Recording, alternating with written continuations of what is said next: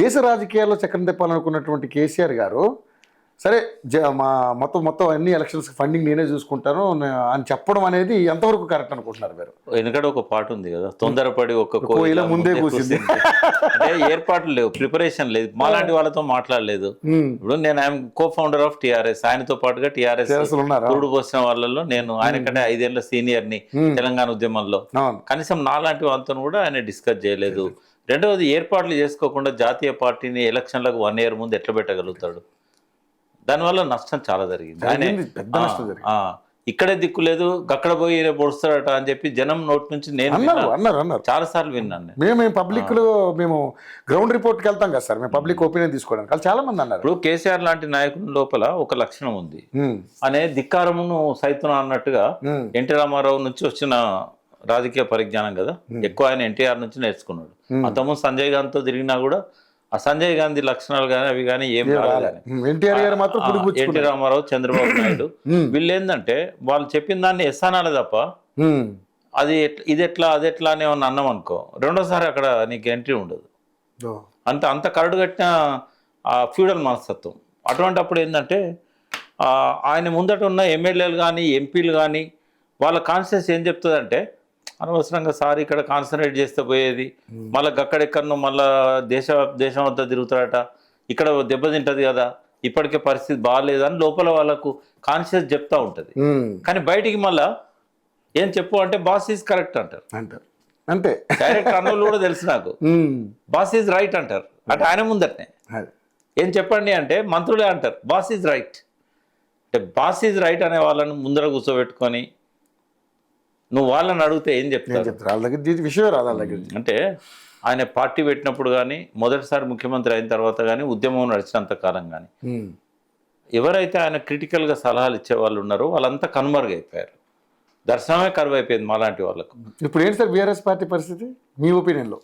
అంటే ఒక ఆప్షన్ ఉంది పబ్లిక్కి, ఒకవేళ ఆల్టర్నేటివ్ ఎవరైనా ఎమర్జ్ అయినట్టయితే ఫస్ట్ ప్రిఫరెన్స్ వాళ్ళకు ఉంటుంది. ఆ పరిస్థితికి వెళ్ళిపోయింది, ఆ పరిస్థితిలో ఉంది. ఎందుకంటే ప్రజల్లో కొంత వ్యతిరేకత కాంగ్రెస్ పట్ల వచ్చినా కూడా, కొంత కేసీఆర్ పట్ల సానుభూతి వచ్చినా కూడా, ఆల్టర్నేటివ్ అనేది వచ్చినప్పుడు మొగ్గు అటుపోతుంది. అందుకే మొన్న పార్లమెంట్ ఎన్నికల్లో బీజేపీ దిక్కుపోయింది. రేపు అసెంబ్లీ ఎన్నికల్లో అది మళ్ళీ బీజేపీ దిక్కు వస్తుందా, లేకుంటే ఇంకొక థర్డ్ ఫోర్స్ ఏదన్నా ఎమర్జ్ అవుతుందా అనేది మనం చెప్పలేము. ఏది లేకుండా ఇవ్వాలన్న సిచ్యువేషన్ ఉంటే మళ్ళీ టీఆర్ఎస్దే అధికారం. తక్కువ పర్సెంటేజ్తో పోయారు, 1.8.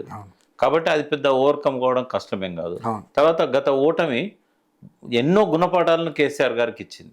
వేరే రాజకీయ నాయకుడు నేర్చుకోడు కానీ కేసీఆర్ గారికి అన్ని అర్థమవుతాయి. చాలా తెలివికల్లుడు. అంటే ఇప్పుడు ఆయన అర్థం చేసుకునే పొజిషన్లో ఉన్నారంటారా? ఉన్నాడు. తర్వాత ఆయన రెస్ట్లో కూడా ఉన్నాడు కదా.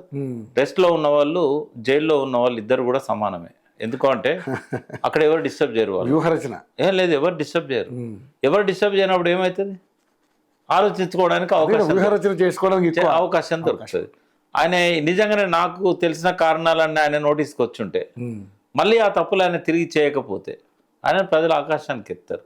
అయినా ఇక్కడ మచ్చబడ్డది ముఖ్యమంత్రిగా ఆయన తీసుకున్న కొన్ని నిర్ణయాలకు కావచ్చు, పార్టీ అధ్యక్షునిగా కావచ్చు, కానీ తెలంగాణలో తెచ్చిన వ్యక్తిగా కేసీఆర్ చరిత్ర ఎప్పుడు కూడా ఎవరు చెరిపేయడానికి వీలు కాదు. ఆయన మొక్కను బీకేస్తా, కేసీఆర్ అనే మొక్కను ఆయన జ్ఞాపకాలను చెరిపేస్తా అని ఎవరైతే రేవంత్ రెడ్డి గారు అసెంబ్లీలో కానీ బయట కానీ మాట్లాడుతున్నారు, అది చాలా అపరిపక్వతతో ఉన్న స్టేట్మెంట్. అది కేసీఆర్ను తెలంగాణ చరిత్ర నుంచి వేరు చేసి చూడలేము.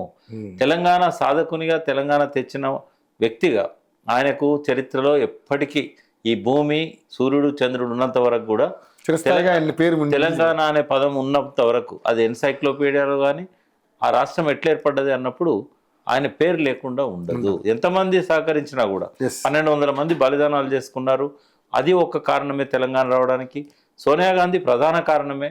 కానీ తెలంగాణ రావాలనే ఆకాంక్షను ప్రతి గుండెలో నింపేటట్టుగా పాటల ద్వారా కానీ, కళారూపాల ద్వారా, ఆటపాటల, తెలంగాణ ధూమ్ధామ్ ద్వారా, ఉపన్యాసాల ద్వారా ప్రజలకు అర్థమయ్యే భాషలో అన్యాయాలను వివరించి వాళ్ళ లోపల ఆ ఉత్తేజాన్ని, చైతన్యాన్ని రగిలించిన వ్యక్తిగా ఆయన చరిత్రలో ఎప్పటికీ సుస్థిరంగా ఉంటారు. అటువంటి వ్యక్తితో కలిసి పనిచేసినందుకు మేమందరం కూడా సంతోషిస్తాం.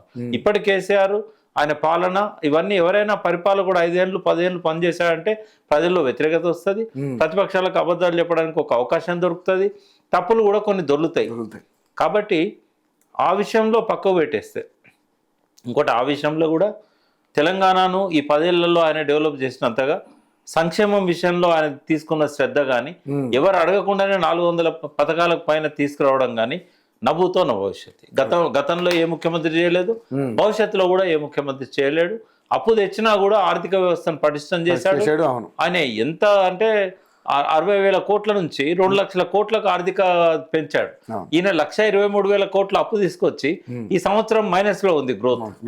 కాబట్టి తిరగకుండానే 1,23,000 కోట్లు అప్పు చేశారు. కేసీఆర్ గారి గురించి మాట్లాడాలన్నప్పుడు పాజిటివ్ నెగిటివ్ రెండు మాట్లాడాల్సి వస్తుంది. మనం ఏదో విమర్శ చేసి తప్పుకునే పరిస్థితి ఉండదు. ఎందుకంటే ఆయన లోపల 95%, 98% మంచి ఉంటది. ఎక్కడో 1-2 మిస్టేక్స్ ఉంటాయి. కాబట్టి అటువంటి మిస్టేక్స్ ని మనం పెట్టించాల్సిన అవసరం లేదు. అవి అసలు పరిగణలోకి తీసుకోవాల్సిన అవసరం కూడా లేదు. మనం గర్వపడాలి తెలంగాణలో కేసీఆర్ లాంటి నాయకుడు ఉన్నందుకు. ఇక ముందు కూడా అంత గొప్ప నాయకుడు ఇక్కడ ఉద్భవిస్తాడని నేనైతే అనుకోను. ఎందుకంటే ఎన్నో అనుభవాల నుంచి ఎదిగిన వ్యక్తిత్వం ఆయనది.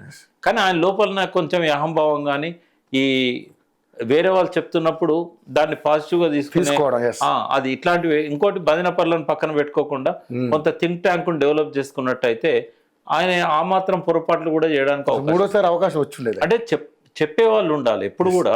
ఒక గొప్ప నాయకుడు ఎప్పుడు కూడా ఏం చేయాలి తెలుసా, ఒక క్రిటిక్ నెంబర్ పెట్టుకోవాలి, ఒకటి విమర్శిస్తుండాలి ఎప్పుడు. లేకుంటే ఏమైతుంది, ముత్యాల ముగ్గు సినిమా చూసారా మీరు? రావు గోపాల్ ఏం చేస్తాడంటే ఎవరన్నా భజన చేస్తుంటే తబలా కొట్టమంటాడు. అంటే భజన వద్దురా బాబు నువ్వు ఆపు అంటే అది నాయకునికి అవసరం. సింబాలిక్ గా చూపెట్టారు. నీ చుట్టూ పొగిడే వాళ్ళు వంది మగదులు ఉంటారు. ఎందుకంటే రాజుల కాలం కాదు కదా, రాజుల కాలంలో వంది మగదులకు పెద్ద పీట ఉండేది. బట్ అది ఆ మనస్తత్వం ఆయన లోపల నుంచి పోవాలని కోరుకుందాం.